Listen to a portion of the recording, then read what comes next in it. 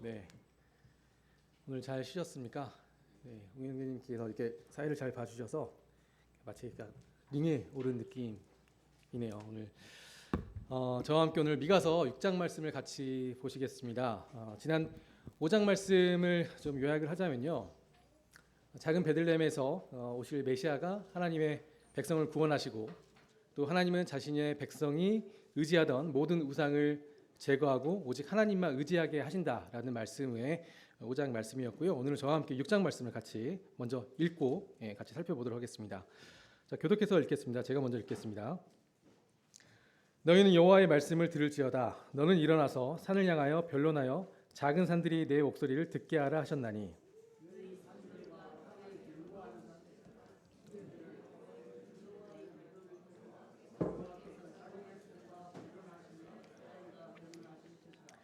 이르시기를 내 백성아 내가 무엇을 내게 행하였으며 무슨 일로 너를 괴롭게 하였느냐 너는 내게 증언하라.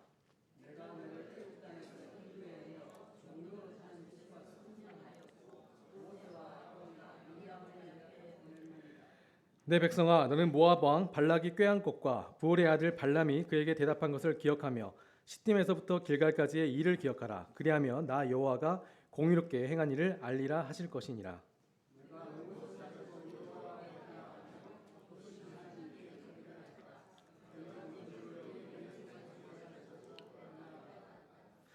여호와께서 천천의 순양이나 만만의 강물 같은 기름을 기뻐하실까? 내 허물을 위하여 내 맏아들을 내 영혼의 죄로 말미암아 내 몸의 열매를 드릴까?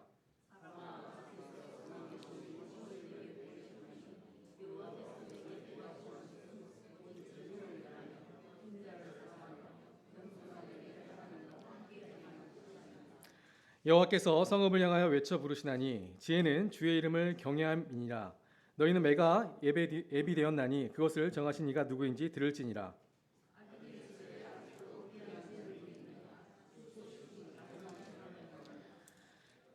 내가 만일 부정한 저울을 썼거나 주머니에 거짓 저울추를 두었으면 깨끗하겠느냐?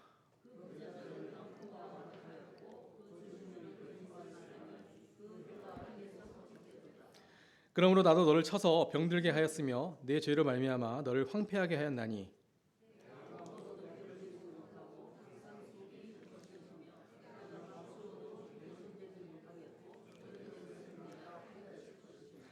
네가 씨를 뿌려도 추수하지 못할 것이며 감람 열매를 밟아도 기름을 네 몸에 바르지 못할 것이며 포도를 밟아도 술을 마시지 못하리라.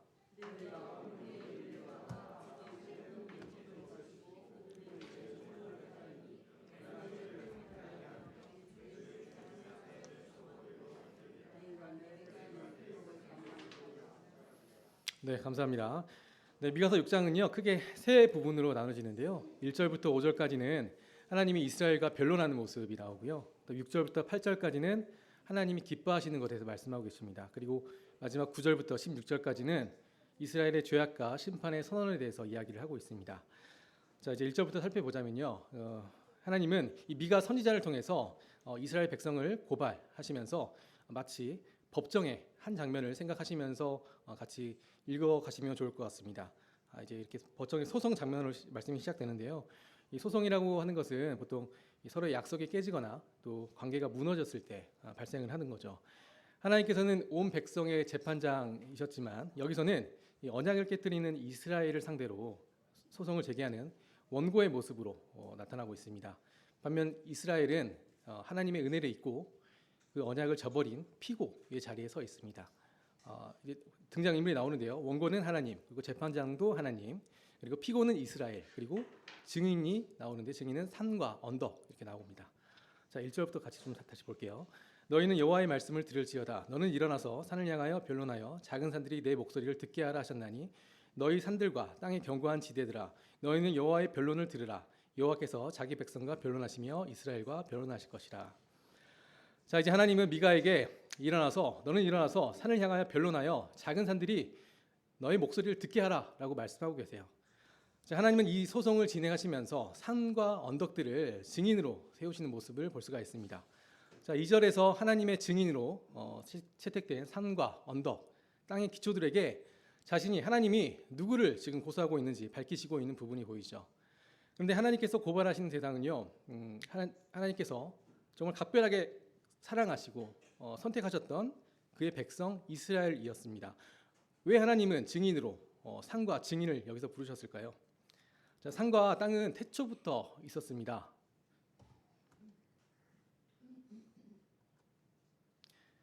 자, 그리고 이스라엘 민족의 탄생과 하나님의 그들에게 하셨던 언약, 그들의 범죄함, 그들의 모든 역사를 땅과 산은 보고 있었죠. 하나님께서 우리를 보고 계신다는 사실도 굉장히 중요하지만 하나님께서 지으신 모든 피조물, 자연과 피조물 또한 우리의 삶을 지켜보는 증인이 될 수 있다는 사실을 우리는 기억할 수 있어야 합니다. 산과 들, 하늘과 땅은 하나님께서 행하신 일과 또 우리가 살아온 모습을 묵묵히 바라보고 있는 거죠. 그렇기 때문에 하늘 아래에서 또 땅 위를 살아가는 모든 사람은 하나님 앞에서 자신의 삶을 숨길 수가 없습니다. 그러나 이것은 하나님께서 우리에게 두려운 메시지만을 주시는 것이 아니죠. 하나님께서 지으신 자연을 통해서 우리는 하나님의 위로를 또 경험할 수가 있게 됩니다. 산과 들에 피어나는 꽃들, 또 시원하게 불어오는 바람, 또 높고 푸른 하늘들은 하나님께서 여전히 우리를 바라보고 계시고 함께 하신다는 사실을 말해주는 부분이기도 합니다. 자, 이 소송은요, 일반적인 사건으로 볼 수가 없는 소송입니다.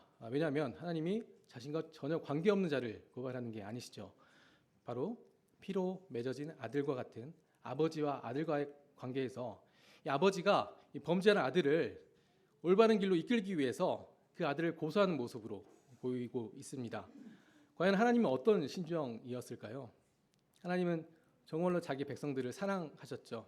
하나님은 출애굽기를 통해서 이스라엘 백성에게 너희는 내 소유가 되고 내 거룩한 백성이 되리라라고 이스라엘 백성들과 언약하셨습니다. 3절에서 하나님은 이렇게 이스라엘 향해서 외치시는 모습이 보입니다. 이르시기를 내 백성아 내가 무엇을 내게 행하였으며 무슨 일로 너를 괴롭게 하였느냐 너는 내게 증언하라 라고 이야기하고 있죠.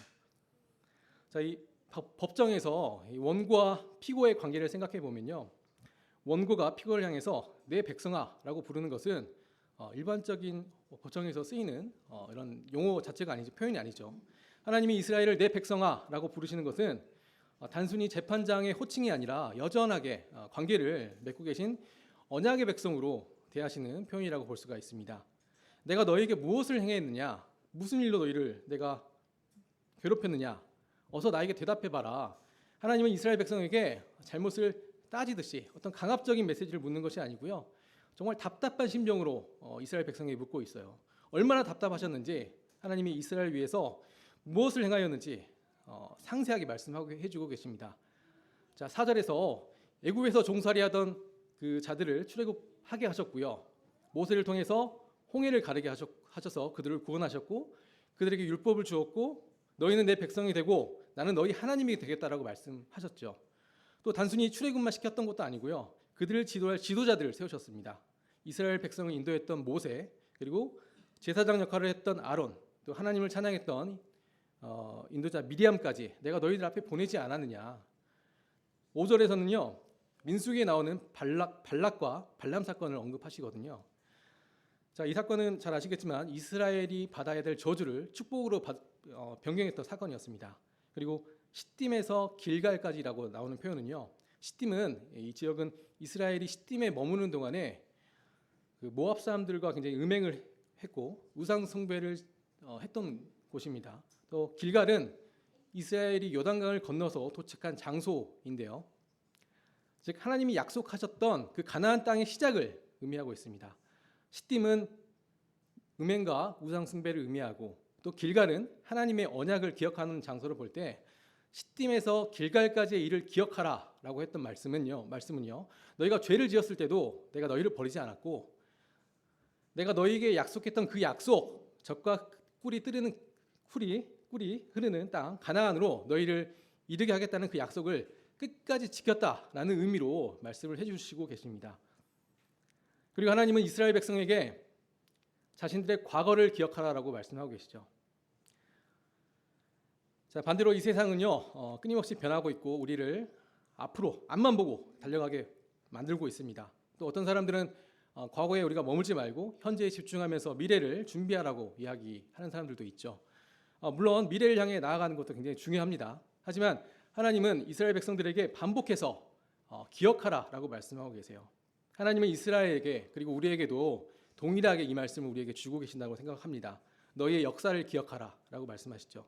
우리 모두에게는 하나님 앞에서 지나온 각자의 역사가 있습니다. 각자의 삶 속에서 내가 어떻게 하나님을 만나게 되었는지, 그리고 하나님께서 나를 어떻게 인도해 오셨는지 흔적이 다들 남아 있죠. 얼마 전에 30대, 40대 형제들 수칙으로 1박 2일 MT를 다녀왔었는데요. 그때 이제 저녁에 돌아가면서 구원 간증을 하는 시간이 있었습니다. 각자 지나온 세월들, 또 그 속에서 하나님을 어떻게 만났고 어떻게 경험했고 이런 것들을 함께 교제하면서 굉장히 큰 위로와 또 유익이 되었던 시간이었는데요. 그 간증을 좀 들으면서 좀 느꼈던 거는 사실 우리가 태어난 것도 다르고 살아가는 것도 다르고 국적도 달랐고요, 나이도 다르고 살아온 인생도 다른데 우리가 이렇게 함께 공동체로 묶일 수 있는 것이 단 하나도 없는데요. 하나님의 이름으로, 하나님의 사랑으로, 또 하나님의 은혜로 각기 다른 형제들을 한 자리에 모이게 하시고 또 주님 안에서 형제로 부를 수 있게 해주시고 함께 교제할 수 있다는 사실이 참 놀랍고 참 감사했던 시간이었던 것 같습니다. 자, 우리는 하나님이 우리에게 행하신 일을 기억하라고 말씀하셨으니까 기억해야 합니다. 이스라엘에게는요, 모세와 아론과 미리암을 그들 앞에 보내셨고요, 우리에게는 예수님을 앞에 먼저 보내셨습니다. 하지만 이스라엘 백성은 시딤에서 죄를 범하였고 철저하게 실패했죠. 그러나 하나님은 그런 그들을 버리지 않으셨고요, 약속의 땅인 길갈까지 그들을 인도해 내셨습니다. 어쩌면 우리가 살아가는 이 세상도 죄로 가득 찬 시딤과 같을지도 모르겠습니다. 우리는 살아가면서 죄 앞에 무너지고 또 반복되는 실패를 경험하죠. 그러나 그럴 때마다 우리는 좌절하거나 도망치는 것이 아니라 그럼에도 불구하고 끝까지 우리를 붙드시고 우리를 인도하시는 하나님을 기억해야 합니다. 히브리서 13장 5절에요. 그가 친히 말씀하시기를 내가 결코 너희를 버리지 아니하고 너희를 떠나지 아니하리라 하셨느니라 이렇게 말씀하셨는데요. 하나님께서 우리에게 이렇게 약속하셨던 말씀을요, 우리는 말씀을 꼭 붙들어야 한다는 생각을 좀 했었습니다. 자, 5절에서 보시면 그리하면 나 여호와가 공의롭게 행한 일을 너희에게 알게 되리라 라고 말씀을 하고 계시는데요. 자, 이제 피고 이스라엘은 이 법정에서 어떤 최종 판결을 받게 될까요? 자, 아마도 일반적인 법정이었다면 이스라엘은 이 법정 최고형을 피할 수 없었을 것이라고 생각이 되는데요. 자, 1절부터 5절까지는 이스라엘의 죄를 고발하시는 하나님의 말씀이 담겨져 있습니다. 그러나 그 말씀 속에서도요, 여전히 자기 백성을 향한 하나님의 사랑을 발견할 수가 있습니다. 사실 하나님은 이스라엘과 대등한 위치에서 변론할 수 있는 분이 아니시죠. 하나님은 모든 것을 아시고 모든 것을 공의롭게 판단하시는 재판장이십니다. 재판장이신 하나님께서 그들의 죄와 불순종 때문에 그들을 즉시 심판하신다면 이스라엘은 한순간에 무너질 수 있습니다. 그러나 하나님은 단지 심판장의 자리에만 머물러 계시는 것이 아니라 이스라엘을 그렇게 대하지도 않으셨죠. 오히려 그들에게 말씀하시면서 그들의 죄를 깨닫게 하고 다시 돌이키기를 바라셨습니다. 그 안에는 어떤 강력한 심판의 메시지보다는 이스라엘을 반드시 회복시키겠다고 회복을 원하시는 하나님의 사랑이 담겨지는 메시지로 보시면 됩니다. 자, 6절에서 8절까지는요. 자, 이스라엘이 하나님의 기소에 항변하는 모습과 그 항변을 답하는 하나님의 말씀으로 구성이 되어 있습니다. 자, 6절 한번 보겠습니다. 내가 무엇을 가지고 여호와 앞에 나아가며 높으신 하나님께 경배할까? 내가 번제물로 1년 된 송아지를 가지고 그 앞에 나아갈까? 자, 이스라엘은 하나님께 예배드릴 때 무엇을 가지고 나가야 합니까? 라고 이렇게 묻고 있죠. 번제물로 드릴 때 1년 된 송아지를 가지고 가면 됩니까? 자, 1년 된 송아지는 가장 비싸고 값어치 있는 제물이었죠. 자, 7절에서 다시 여호와께서 천천의 순양이나 만만의 강물 같은 기름을 기뻐하실까? 내 허물을 위하여 내 마다들을 내 영혼의 죄로 말미암아 내 몸이 열매를 드릴까? 자, 7절에서는 수천 마리의 양, 수만의 강 줄기를 채울 기름을 드리며 하나님이 기뻐하시겠습니까? 라고 물어보고 있는 거죠. 아니, 그것도 아니면요, 내가 가장 소중하게 생각하는 내 마다들이라도 바치면 되겠습니까? 라고 이렇게 묻고 있습니다. 당시 이방 종교에서는요, 어린아이를 신에게 희생제물로 바치는 관습이 있었다고 합니다. 미가는 이 과장된 질문법을 사용하면서 이스라엘의 잘못된 행위와 인식을 좀 꼬집고 있는 모습입니다. 하나님은 단순히 제사의 양이나 크기를 원하시는 분이 아니시죠. 하나님은 아벨의 제사는 받았지만 가인의 제사는 받지 않으셨습니다. 이처럼 이스라엘은 하나님의 뜻을 오해하고 자기 마음대로 해석했죠. 자, 우리도 때때로 하나님의 뜻을 오해하고 이해하지 못하고 행위로만 살아가는 경우가 있는 것 같습니다. 예배는 매주 드리지만 교회를 벗어나면 다른 사람이 되는 경우도 있고, 또 교회 봉사는 열심히 하지만 그 내면에는 봉사를 열심히 하면 하나님께서 나에게 반드시 축복을 줄 것이다 라고 생각하는 경우도 있죠. 이런 것들이 마음과 삶의 변화 없이 행동만 남아있는 상태입니다. 하나님은 이스라엘의 항변에 8절로 답을 주고 계십니다. 자, 8절 보겠습니다. 사람아, 주께서 선한 것이 무엇임을 내게 보이셨나니 여호와께서 내게 구하시는 것은 오직 정의를 행하며 인자를 사랑하며 겸손하게 내 하나님과 함께 행하는 것이 아니냐. 자, 8절에서 하나님이 이스라엘에게 가장 원하는 것, 가장 기뻐하시는 것에 말씀하고 계시죠. 그것은 6절과 7절에서 이스라엘이 자기들의 기준으로 드리려고 했던 가장 비싸고 귀한 제물이 아니었고요. 내 목숨과도 같은 맏아들을 바치는 것도 아니었어요. 하나님은 이스라엘에게 그리고 우리에게 무엇을 요구하고 계시는지를 정확하게 말씀하고 계십니다. 하나님의 너에게 구하는 것, 세 가지를 말씀하고 주고 계시는데요. 첫 번째는 정의를 행하는 것, 두 번째는 인자를 사랑하는 것, 세 번째는 겸손하게 내 하나님과 함께 행하는 것이라고 말씀하고 계시죠. 먼저 정의를 행하는 것에 대해서 생각을 좀 해보시죠. 정의, 영어로는 justice죠. 세 번역에는 공의라고 표현되어 있습니다. 공의는 하나님의 성품 중 하나이죠. 공의는 공평하고 정의롭다는 것입니다.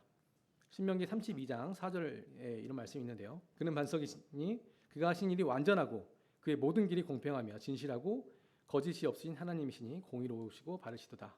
또 시편 11편 7절에는 이렇게 하나님께서 말씀하고 계십니다. 여호와는 의로우사 공의를 사랑하시나니. 자, 하나님은 공의로우신 분이시기 때문에요. 선과 악을 정확하게 분별하고 악에 속한 것은 반드시 심판하는 분이십니다. 하나님의 공의가 잘 드러난 사건에 대해서 생각을 해보겠습니다. 우리가 잘 알고 있는 소돔과 고모라 이야기를 좀 해보려고 하는데요. 소돔과 고모라에 살고 있던 사람들은 매우 교만했고 매우 타락했습니다. 이제 공의로우신 하나님은 그들을 심판하기로 작정하셨어요. 자, 기억하시겠지만 아브라함이 간구했던 의인 50명이 있으면 멸망시키겠습니까? 라고 물었죠. 그 질문을 시작으로 마지막 단 10명의 의인이라도 있다면 멸망시키겠다라고 시키지 않겠다고 하셨지만, 자, 소돔과 고모라에는 단 10명의 의인조차도 없었고요. 하나님은 결국 심판을 내리게 되었죠. 하나님의 공의를 얘기할 때 하나님의 공의는 하나님의 심판만을 얘기하는 것이 아닙니다. 심판과 동시에 단 10명의 의인을 끝까지 찾아서 소돔과 고모라를 구원하시려는 의로우신 하나님의 긍휼하심을 우리는 공의에서 찾아볼 수가 있다는 거죠. 하나님의 공의는 사랑을 품고 있습니다. 자, 하나님은 이스라엘에게 정의를 실천하라고 말씀하고 계세요. 그러면 정의를 어떻게 실천해야 할까요? 자, 먼저 우리는 선과 악을 구별할 줄 알아야 합니다. 여기서 중요한 것은 선과 악의 기준인데요. 이 기준은 내가 판단하는 것이 아닙니다. 내 기준으로 선과 악을 판단해서는 안 되고요. 하나님의 기준으로 분별하고 판단해야 합니다. 자, 우리가 살아가는 세상 얼마나 정의로운 세상인가요? 물론 이제 정의로운 부분도 있고 정의로우지 않은 부분들도 굉장히 많습니다. 죄가 만연해지고 또 물질 만능주의가 팽배해지면서 많은 공정함이 사라졌고 또 정의가 무너졌다라고 생각을 합니다. 또 정의의 잣대는요, 이념에 따라서 달라지고 시대에 따라 변하게 되는 것을 또 종종 보게 됩니다. 자, 예를 들어 보면 제가 중고등학교 때 다닐 때만 해도요, 학교에서 체벌이 얼마나 심했습니까? 자, 그 당시에는 체벌의 정의가 사회적 인식으로 결코 나쁜 것이 아니었죠. 체벌은 정의로운 훈육의 하나의 기준이 되었습니다. 하지만 지금은 어떤가요? 또 지금 시대에 과거처럼 어떤 체벌이 지금 행해졌다면 아마도 남아있는 선생님들이 많이 없을 거라고 생각이 됩니다. 학생 인권을 왜 교사가 침해하느냐? 또 체벌은 이제는 지금 이 시대는 아주 나쁜 것이 되었습니다. 자, 이렇게 이처럼 세상이 만들어가는 정의는요, 언제든지 바뀔 수가 있는 거죠. 그러나 하나님이 정하신 정의는 시간이 지나도 변하지 않고 모든 시대를 초월해서 동일하게 적용되는 부분을 알 수 있습니다. 자, 우리는 하나님의 자녀된 자들로서요, 하나님의 정의를 늘 생각하며 살아가야 한다고 생각을 합니다. 부정 입학으로 입시 비리를 저지르거나 또 자기가 가진 권력으로 타인에게 피해를 입히거나 하는 일들, 이런 것들은 하나님의 기준으로 정의로운 것이 아니죠. 좀 더 와닿는 일상적인 얘기를 해보려고 합니다. 학창 시절에 커닝 안 해보신 분 계신가요? 네, 많이들 해보셨죠? 자, 은근슬쩍 새치기를 하거나 또 회사에서 나의 실수였지만 남 탓으로 돌리거나 이런 모든 것들이 정의로운 것이 아니라는 거죠. 하나님의 자녀된 자들은요, 공정하고 정의롭게 살아가야 합니다. 내가 조금 손해 보더라도, 내가 조금 불편하더라도 우리는 정의를 행해야 한다는 거죠. 바로 이것이 제 말이 아니고요, 하나님이 기뻐하시는 것이라고 말씀하고 있는 부분이죠. 자, 하나님이 나를 통해서 기뻐하시는 것 두 번째는 인자를 사랑하는 것이라고 말씀하고 계세요. 하나님이 여기서 인자를 사랑하는 것, 인자가 히브리어로 헤세드입니다. 많이 들어보셨죠? 헤세드는요, 하나님의 변함없는 사랑과 자비를 뜻합니다. 자, 구약을 한 단어로 정의하자면 바로 이 인자, 헤세드라는 단어로 표현할 수 있을 거라고 생각이 되는데요. 그러면 인자를 사랑하는 것은 무엇일까요?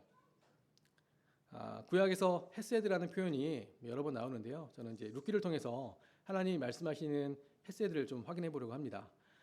자, 룻은 남편이 죽은 뒤에 고향 모압으로 돌아갈 수 있었지만 룻은 그의 시어머니 나오미를 떠나지 않았죠.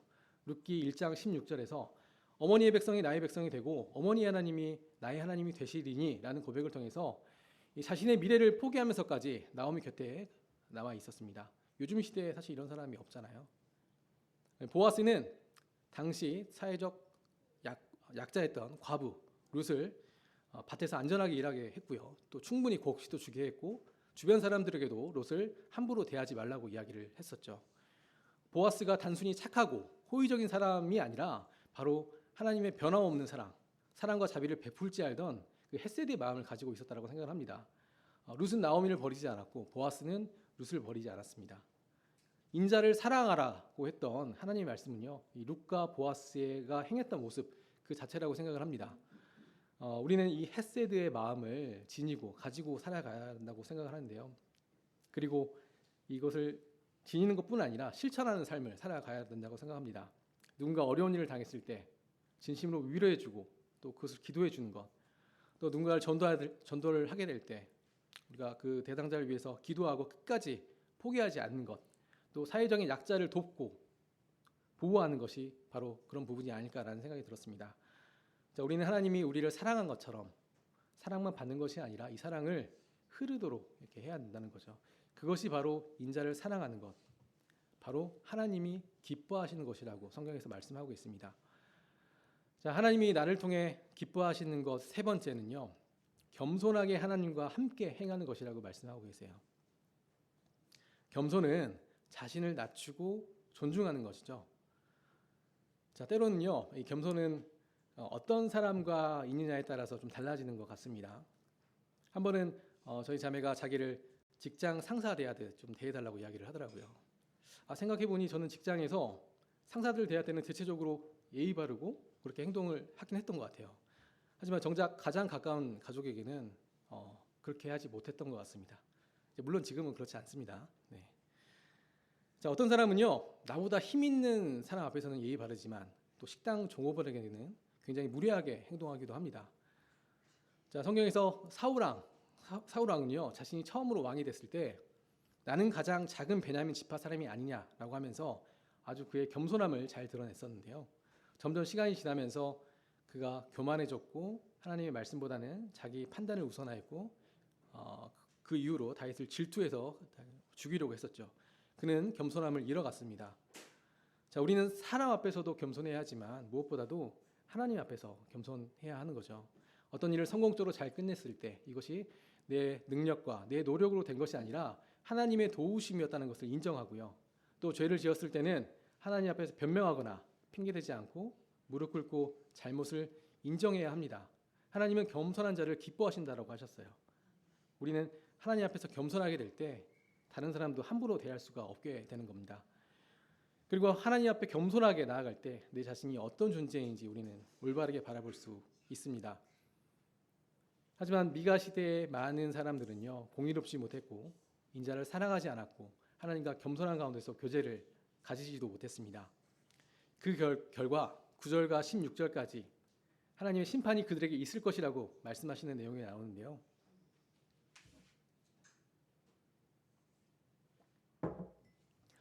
네, 9절과 12절까지는 하나님은 이제 이스라엘에게 그들이 어떤 죄를 지었는지, 왜 내가 너희를 소송하는지에 대한 죄목을 그들에게 나열해주고 있습니다. 자, 이러한 죄 때문에 이제 하나님께서 이스라엘을 이제 기소하게 되는 거죠. 자, 9절 보겠습니다. 여호와께서 성읍을 향하여 외쳐 부르시나니 지혜는 주의 이름을 경외함이니라. 너희는 매가 예비되었나니 그것을 정하신 이가 누구인지 들을지니라. 자, 9절에서 다시 한번 이스라엘을 부르고 있습니다. 그냥 이스라엘아 이렇게 정중하게 부르신 것이 아니고요, 외쳐 부르신다라고 말씀하고 계시죠. 이 외침은 어떤 분노의 외침이 아니고요, 부모가 자녀가 위험한 길에 들었을 때 큰 소리로 부르는 것처럼 그렇게 외치는 소리라고 보시면 돼요. 하나님은 이처럼 우리를 부르시는 분이라고 보시면 됩니다. 하지만 세상에는요, 우리의 마음을 흔드는 아주 많은 소리, 수많은 소리가 있죠. 더 성공하기 위해서, 더 높아지라고, 더 편하게 살라고 세상은 이야기하고 있어요. 또 요즘에는 뭐 335 모이면 삼성전자, 하이닉스 이런 얘기만 하잖아요. 자, 때로는 죄를 죄처럼 느끼지도 못하게 하고요, 하나님 없이도 충분히 살아갈 수 있다라고 세상은 우리에게 속삭이고 있습니다. 그래서 우리는 어쩌면 하나님의 음성보다는 세상의 소리에 더 익숙해질 때가 있는 것 같습니다. 그럼에도 하나님은 우리를 향해서 외쳐 부르시고 있어요. 특히 하나님은요, 성읍을 향하여 외쳐 부르신다라고 이렇게 말씀하고 계시는데요. 여기서 성읍은 이스라엘 전체를 이야기하고 있죠. 자, 당시 이스라엘 가운데서도 하나님의 뜻을 지키며 살아가던 사람들이 분명히 있었을 거예요. 그러나 하나님은 그 사람을 제외한 나머지 사람들을 부른 것이 아니라 이스라엘 공동체 전체를 향해서 말씀하고 계시죠. 이 말씀은 우리에게도 굉장히 중요한 의미를 주는 것 같습니다. 하나님 앞에서 내 신앙과 내 믿음이 바로 서 있는 것처럼 보인다고 해서 그것으로 충분한 것이 아니라는 거죠. 우리는 각자 떨어진 존재가 아니라 하나님 앞에서 함께 세워져가는 교회 공동체이기 때문입니다. 하나님께서 믿음 없는 몇 사람만 부르는 것이 아니라 이스라엘 전체를 향해서 외치는 것처럼 우리 역시 공동체 안에서 서로를 돌아봐야 한다고 생각을 합니다. 죄 가운데 있는 성도를 외면하지 말고 사랑으로 권면하고 또 연약한 자를 격려하고 함께 믿음의 길을 걸어가려는 자세가 필요하다고 생각이 됩니다. 자, 그리고 이스라엘 외쳐 부르시고 그들에게 지혜는 주의 이름을 경외하는 것이다라고 말씀하고 계시죠. 잠언 9장에 여호와를 경외하는 것이 지혜의 근본이라는 말씀을 우리가 잘 알고 있습니다. 자, 세상에는 많은 지식인들이 살고 있죠. 또 그들 중에는 지혜롭다고 평가받는 사람들도 있습니다.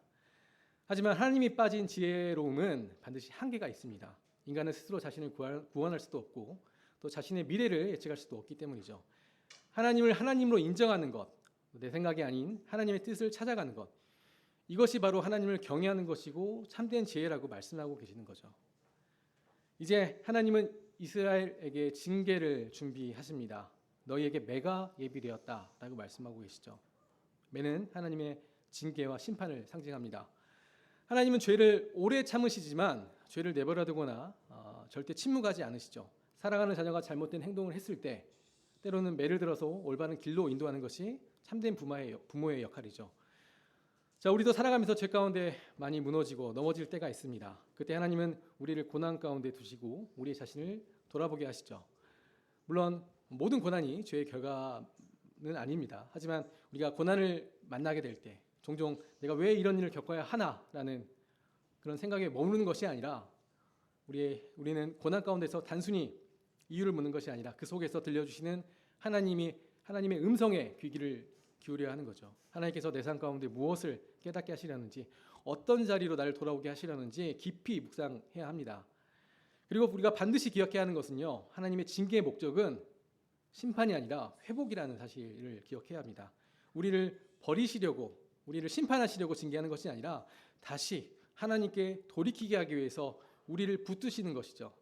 자, 10절에서 12절까지는 이스라엘의 구체적인 죄의 행동에 대해서 말씀하고 계십니다. 10절에 불의한 재물, 11절에 부정한 저울, 12절에 거짓된 혀를 말씀하고 계시는데요. 이것은 당시 이스라엘 사회에 굉장히 가득했던 탐욕과 속임수를 말하고 있습니다. 이스라엘의 죄는요, 오늘날에도 동일하게 행해지고 있습니다.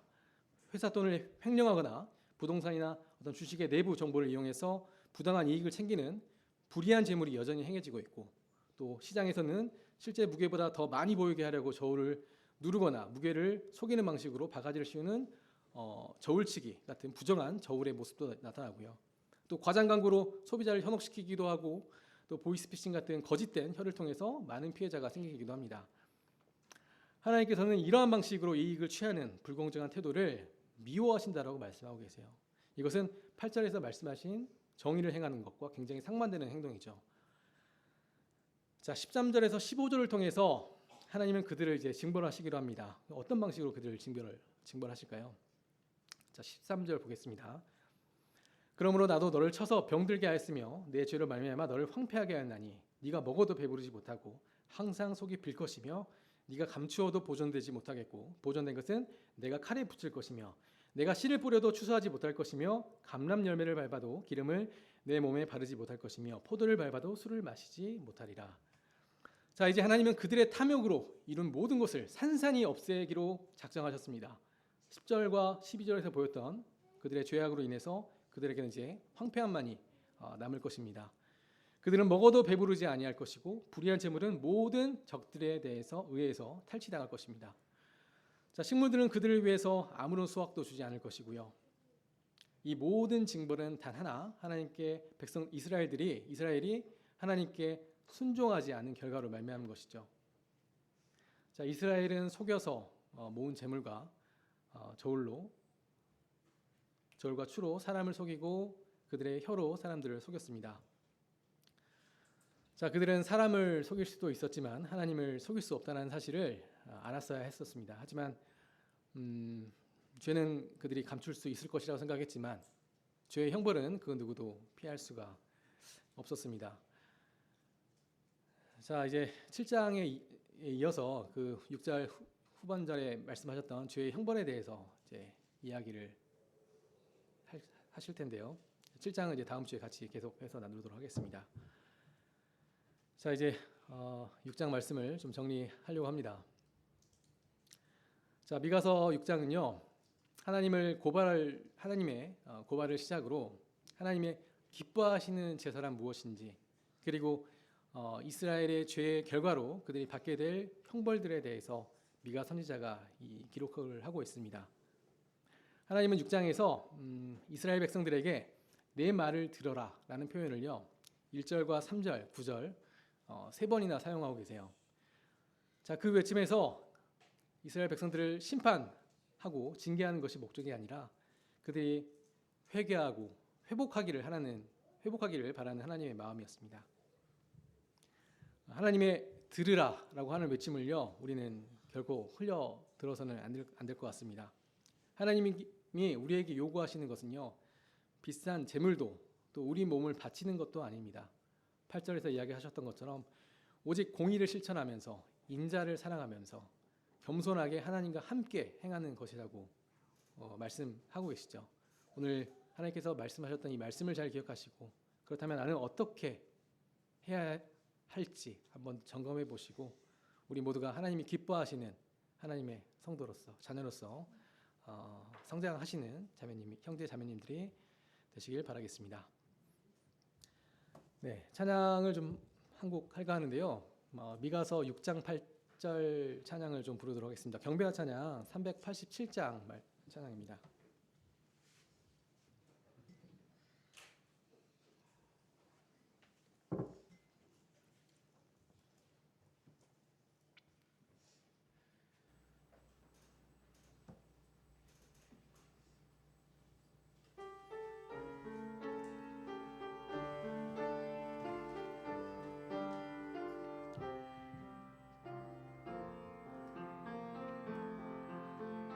너희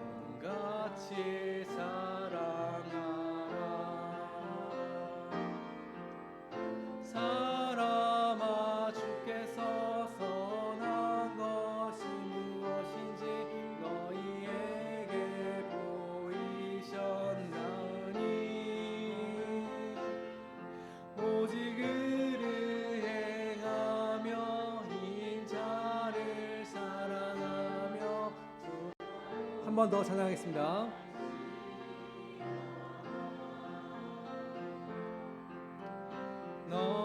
너희는 하나님을 생명 다해 사랑하라.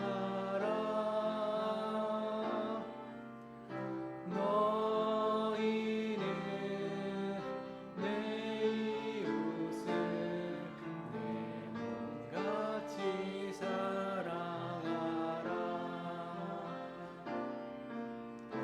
너희는 하나님을 생명 다해 사랑하라. 너희는 내 이웃을 내 몸같이 사랑하라.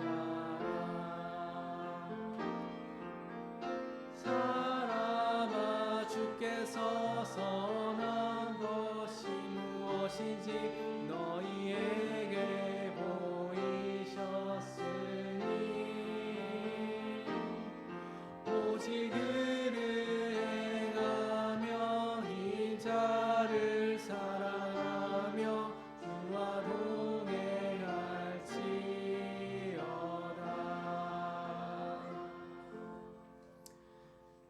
네, 그럼 기도하고 말씀을 마치도록 하겠습니다.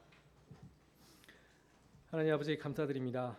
오늘 미가서 6장 말씀을 통해서 참 이스라엘을 심판하시지만 그 심판의 목적이 그들의 징계가 아니라 그들을 회복시키기 위한 말씀을 참 저에게 보여주심으로 참 감사를 드립니다. 참 하나님이 저에게 바라시는 것은 참 오직 정의를 행하며 인자를 사랑하며 겸손하게 하나님과 함께 행하는 것이라고 말씀하셨습니다. 그 어떤 재물과 그 크기보다 하나님께서 바라시는 이 세 가지 것들을 참 우리의 삶 속에서 잘 기억하고 참 우리가 어떻게 이 말씀을 붙들고 살아가야 될지에 대해서 참 사랑하는 주님의 자녀들을 참 기억하여 주시고 이 말씀을 붙들고 살아가는 자들이 되게 하여 주시옵소서. 오늘 이 시간 저희를 함께 모이게 하시고 또 하나님의 말씀을 듣게 하시는 시간을 함께 해주심을 감사를 드리며 돌아가는 발걸음도 안전하게 하나님께서 저희를 인도하여 주시길 기도를 드립니다. 모든 것을 살아계신 예수님 이름으로 감사하며 기도를 드립니다. 아멘.